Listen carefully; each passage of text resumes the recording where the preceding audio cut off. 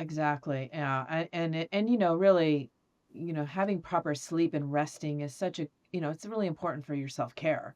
And so many of us survivors, one of the first things that goes out the window is our self-care. And so Yeah. that's why I thought it was really important to have you on I'll ask you some questions about the whole trauma experience and sleep, Yeah. but it's really important that the listeners understand that you need the rest in order to heal.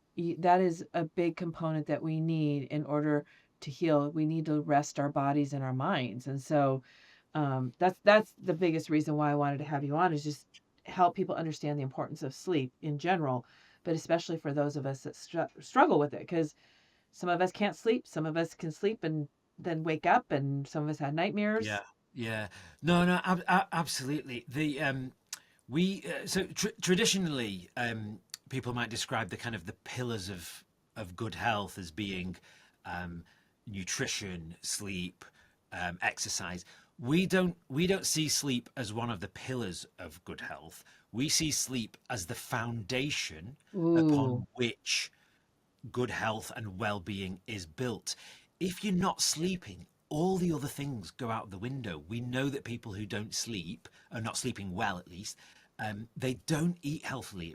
You no. have shifts in your hormones that make you crave unhealthy foods and that make you end up putting on weight.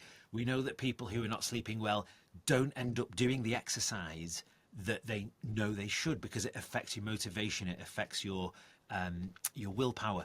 So we really see it as the bedrock, as the foundation of all well-being and health, really.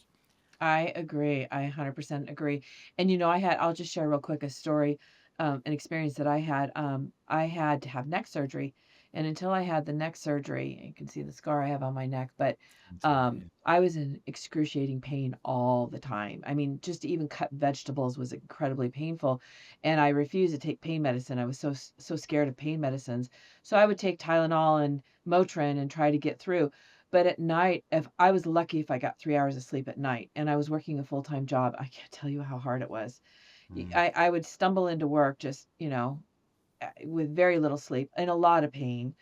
yeah. The Motrin would take a little bit of the edge off, and then I would literally take my lunch hour and go down to my car and sleep for like 25 minutes, and it would help. It would take the edge off so that I could get through the rest of the day.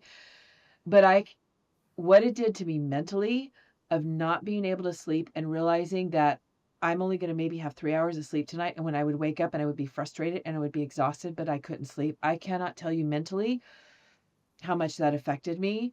And when it was time for the surgery, I was begging them to put me out because I just wanted to sleep. It was awful.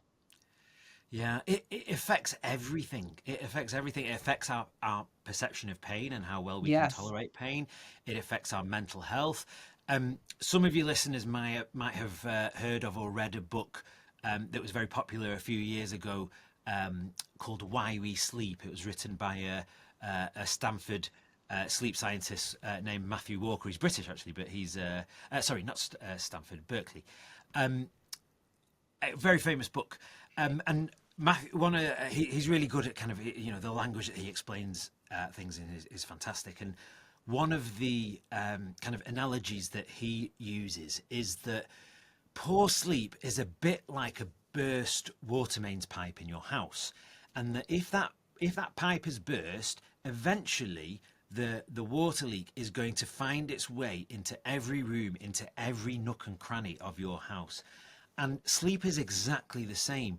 There is Hmm. really no bodily system, no bodily functions that we know of that are not affected by poor sleep. Sooner or later, it affects everything if you're not sleeping well. It affects your mental health, it affects your pain perception, it affects your glucose metabolism, it affects your blood pressure, it affects your muscle healing, it affects literally everything you can think of Hmm. sooner or later. So so it's doubly important to give sleep the attention it deserves, to prioritize sleep properly, to develop good sleep habits, not to overthink sleep. There's a danger there too. If you Yeah. become too obsessive about sleep, it can work against you and it can make sleep more difficult.